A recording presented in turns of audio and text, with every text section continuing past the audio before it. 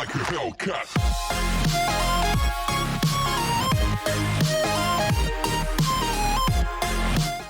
Before we get started, I have a favor. If you enjoy my content and want to see me continue to improve in both quality and size, please check out my Patreon linked in the description.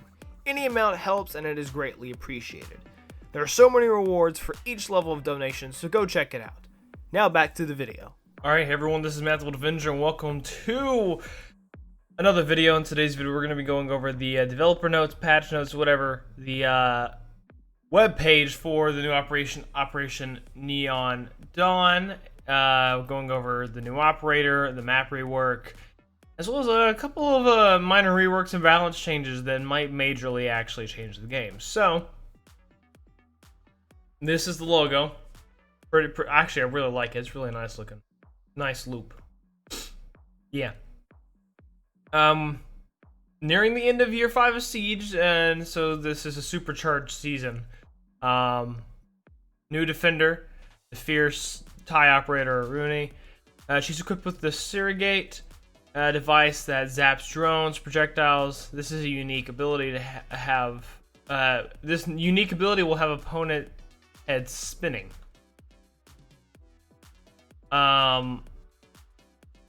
Long years of detective work have instilled Aruni with an instinctive awareness of her surroundings that border on preternatural, I guess. That's weird. Alpha, I think that's Alpha, Aruni, I can't pronounce, is an operator who's completely at home in her own skin. She moves with effortless grace, with as comfortable walking through a Bangkok market as she would in a formal setting. To see her working is akin to watching an apex predator in her natural environment, afraid of nothing and master of all she sees. This is her. Robotic arm, robotic leg, and scar on the face. I really want to read her bio and see where all that came from. I love her really detailed operator icon. It's really cool. But she comes into the game with quite a decent loadout. So she has the B10 Rooney as one choice for her primary fire, and she has the MK14EBR, which is a DMR, the first defender to have a DMR. So that's quite cool. Their secondary weapon, she only has one. It's the PRB-92, which is a sidearm. For her secondary gadget, she has a choice between a proximity alarm and barbed wire, and she's 2-speed, 2 armor. And then her unique ability and playstyle, of course, is that Surrogate. Once placed, the gate projects a laser array capable of detecting anyone moving through it. When an intruder is detected, energy output of the laser increases, causing second and third degree burns. We spent nearly an hour tossing everything from wad to paper to pieces of fruit through until we found a setting that maximized damage while limiting energy consumption. Interesting. So here's how it works. Launches up there. After a moment, it will begin projecting it. And then anything that goes through it, I'm pretty sure even impact grenades will cause it to go off. I'm not 100% sure. I heard someone say that. I'm not 100% sure though. So, guess we got some testing to do. Overall, she looks like a pretty interesting operator. I mean, she can deal up to 40 damage before it like deactivates to enemy operator, or not 40, 80. Like, it does 2 ticks of damage before it like disappears and disables, and each tick deals 40 damage. It's quite powerful. I can't wait to try her. I really cannot wait to test her. She's basically going to be a better castle now, and it's kind of funny.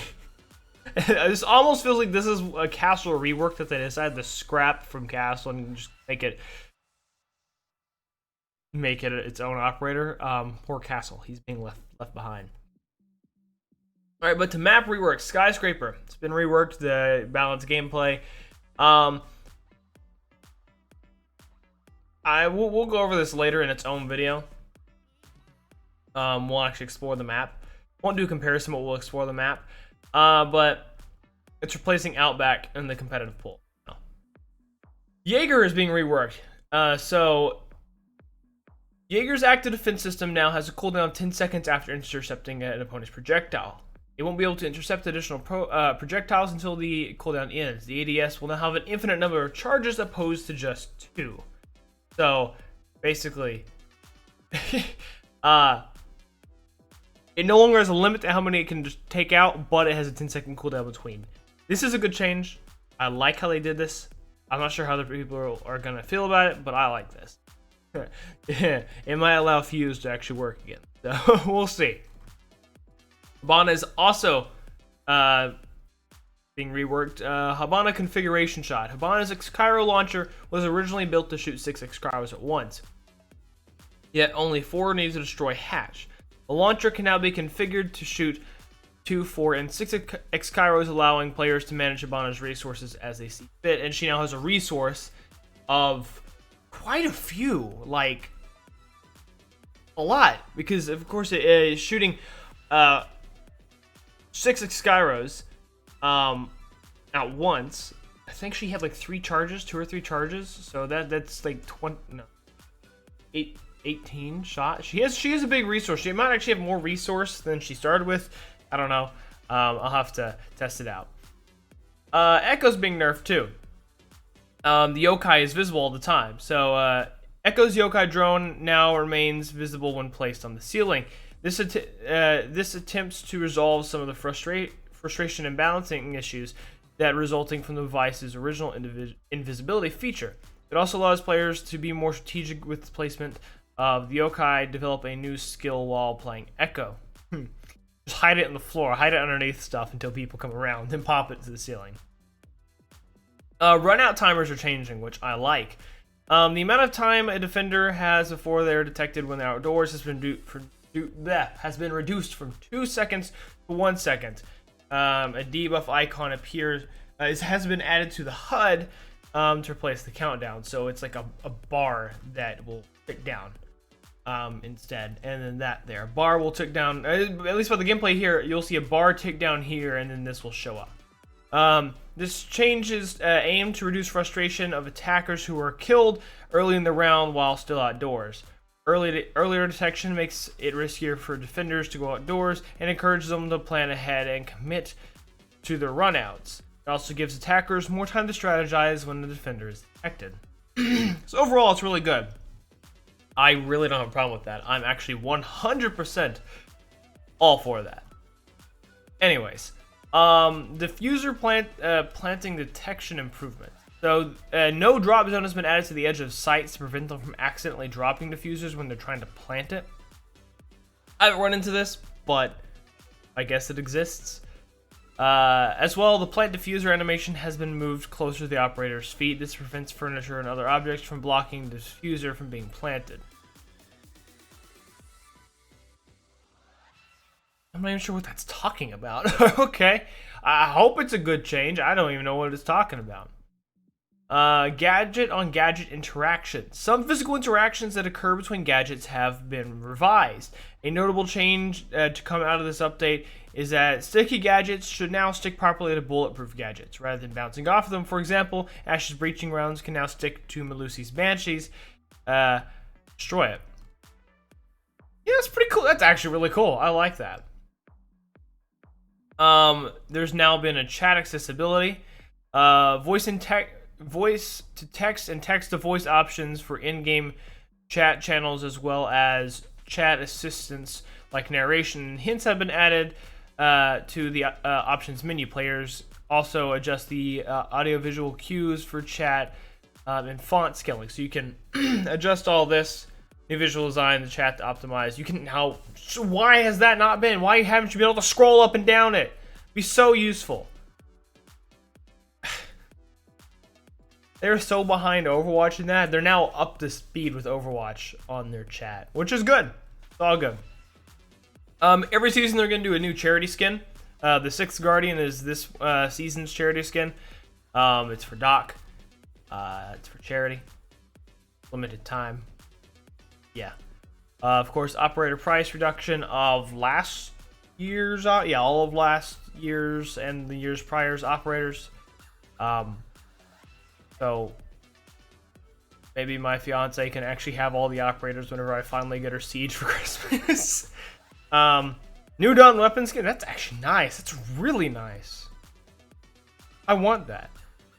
Some operator balancing. Of course, it says the Xkyros. That changed. The EDS changed. Yokai changed. Number of breaching rounds is increased to 3, up from the previous 2 for Ash. Breaching rounds have reduced damage of 50 HP down from 90.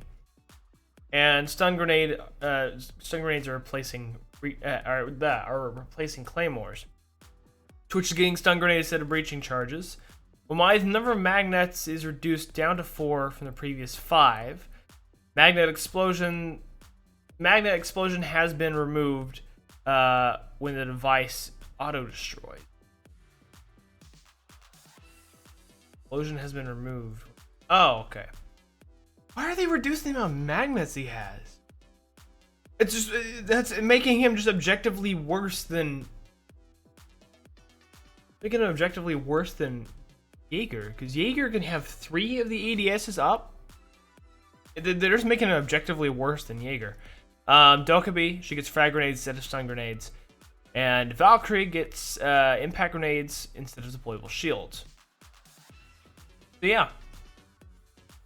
Overall, I am really excited for everything that's coming through. My change is a bit iffy, but I'll have to test it out on my own. I don't play him enough for it to really impact me, but I cannot wait to be able to try out Aruni. She has a passive where she can punch through wall, make a shotgun-sized hole, or almost shotgun-sized hole with her melee. Really cool. What do you guys think, though? Free to tell me your opinions in the comment section down below. As always, thank you all for watching. Please like, comment, and subscribe for more content. And follow me on my socials to keep up to date with me. Go to my Discord, join the conversation, Patreon, if you feel like supporting me. This is Untitled Avenger. Have a nice day. Stay safe. Peace out.